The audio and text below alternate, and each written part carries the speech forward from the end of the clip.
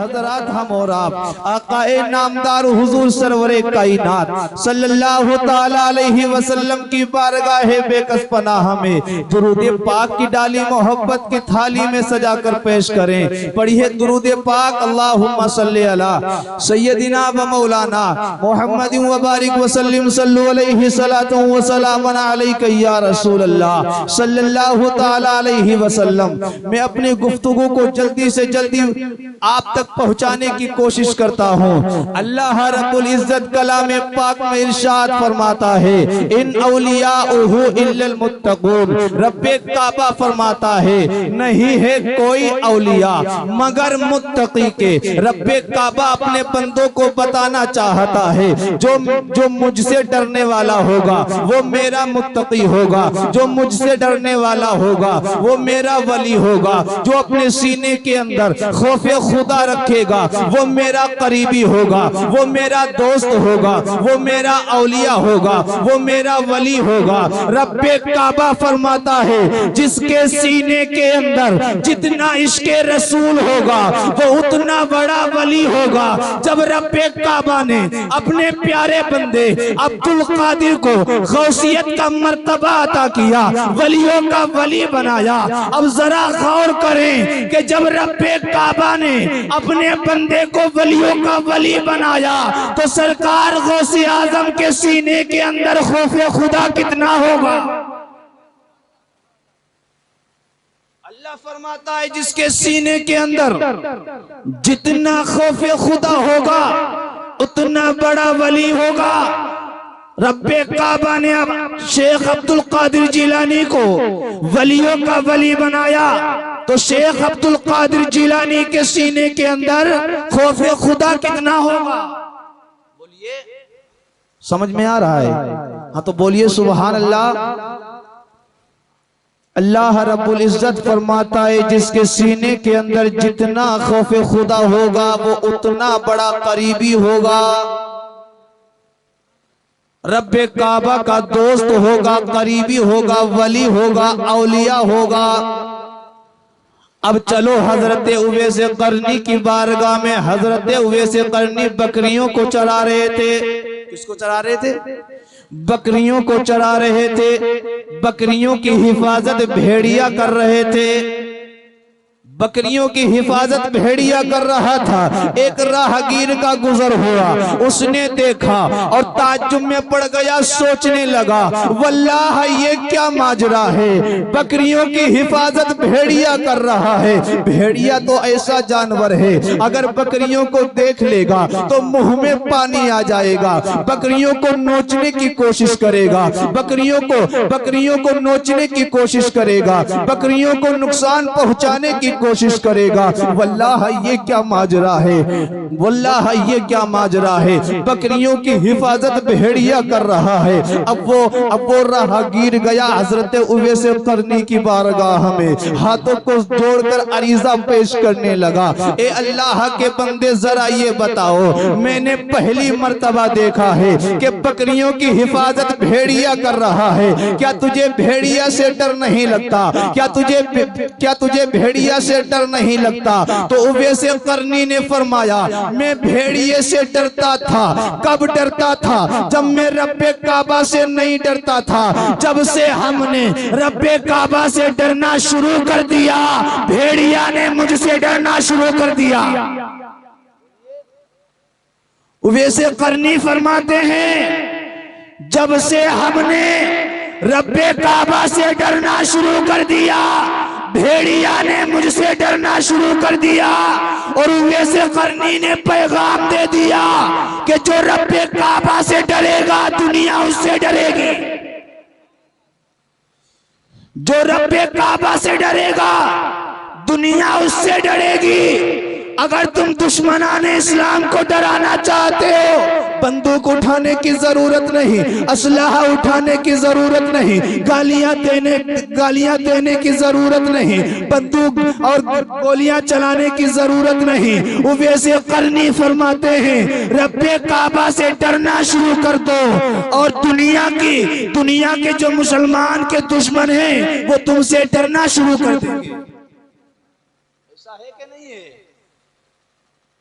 جو اللہ سے ڈرتا ہے دشمنان اسلام اس سے ڈرتا ہے۔ غوث اعظم کے والد کا نام حضرت ابو صالح، ماں کا نام حضرت ام الخیر ہے۔ ایک سیب بغیر اجازت کھا لیا، کس نے کھایا؟ شیخ عبد القادر جیلانی کے والد محترم جن کا نام ابو صالح ہے، 21 سال کی کڑیل جوانی ہے، بغیر اجازت سیب کو کھا لیا۔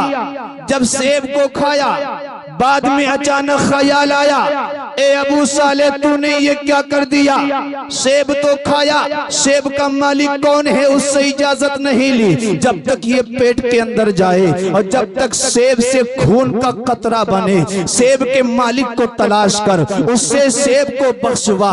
اب حضرت ابو صالح نے کیا کیا؟ سیب کے مالک کو تلاش کرنا شروع کر دیا۔ جب سیب کے مالک سے ملاقات ہوئی تو حضرت ابو صالح نے فرمایا، حضور میں نے آپ کے پاک کا سیب کھا لیا ہے، وہ سیب مجھ پر معاف کر دیجئے، وہ مجھ پر حلال کر دیجئے۔ تو حضرت ابو صالح نے جب اتنا کہا، جو سیب کا مالک تھا اس نے کہا تھا سیب کو حلال کر دوں گا، لیکن میری ایک شرط ہے، جب تو شرط کو منظور کرے گا میں سیب کو حلال کر دوں گا۔ تو حضرت ابو صالح نے کہا تھا آپ کی شرط کیا ہے؟ مجھے منظور ہے۔ تو حضرت ابو صالح سے اس بزرگ نے کہا تھا اس سیب کے بدلے تمہیں میری لڑکی سے شادی کرنا پڑے گی، شادی کرنا پڑے گی۔ اب ایک سیب کے چکر میں حضرت ابو صالح تیار ہو گئے اور کہا ٹھیک ہے مجھے منظور ہے، میں آپ کی لڑکی سے شادی کروں گی۔ لیکن اس بزرگ نے فرمایا، اے 21 سال کے کڑیل جوان، ذرا یہ بھی تو غور کر لے، میری لڑکی کیسی ہے؟ آنکھوں سے دیکھ نہیں سکتی، پیروں سے چل نہیں سکتی، ہاتھوں سے پکڑ نہیں سکتی، زبان سے بول نہیں سکتی، میری بیٹی اندھی ہے، میری بیٹی گونگی ہے، میری بیٹی لنگڑی ہے، کیا تم میری بیٹی سے شادی کرے گا؟ تو حضرت اویس قرنی نے کہا اگر سیب کو حلال کرانا ہے تو ابو صالح کو شادی کرنا پڑے گی۔ شادی کرنے کے لیے تیار ہو گئے۔ جب حضرت ابو صالح کی شادی ہو گئی، جب حضرت ابو صالح کمرے کے اندر گئے، اپنی بیوی محترمہ کو سلام کیا تو حضرت ابو صالح کی بیوی نے سلام کا جواب دیا۔ ابو صالح سوچ رہے تھے ایسا تو نہیں ہم کسی غلط کمرے میں تو نہیں آ گئے، اس لیے کہ ابو صالح سوچ رہے تھے میرے سسر نے کہا تھا میری لڑکی دیکھ نہیں سکتی لیکن یہ دیکھتی بھی ہے، میرے سسر نے کہا تھا میری لڑکی بول نہیں سکتی یہ بولتی بھی ہے، میرے سسر نے کہا تھا میری لڑکی چل نہیں سکتی یہ چلتی بھی ہے، ایسا تو نہیں ہم کسی غلط کمرے میں تو نہیں آ گئے۔ ابو صالح فوراً ہی واپس پلٹے اپنے سسر کی بارگاہ میں گئے اور کہنے لگے اے میرے سسر غضب ہو گیا، میں کسی غیر کے کمرے میں چلا گیا۔ تو ابو صالح کے سسر نے فرمایا بیٹے تو غلط کمرے میں نہیں گیا، تو اپنے شریک حیات کے پاس گیا تھا، تو اپنی بیوی کے پاس گیا تھا۔ تو ابو صالح نے فرمایا اے میرے سسر جان ذرا یہ تو بتائیے آپ نے کہا تھا میری لڑکی بول نہیں سکتی، میری لڑکی چل نہیں سکتی، آپ کی لڑکی چلتی بھی ہے، آپ کی لڑکی بولتی بھی ہے، آپ کی لڑکی دیکھتی بھی ہے، یہ کیسے ہو گیا؟ تو ابو صالح کے سسر نے کہا بیٹا تو میرا کہنے کا مطلب نہیں سمجھا، میری لڑکی بول نہیں سکتی اس کا کہنے کا مطلب یہ ہے کہ میری بیٹی نے اپنی زبان سے حرام کلمات نہیں نکالے، میری بیٹی لنگڑی اس لیے ہے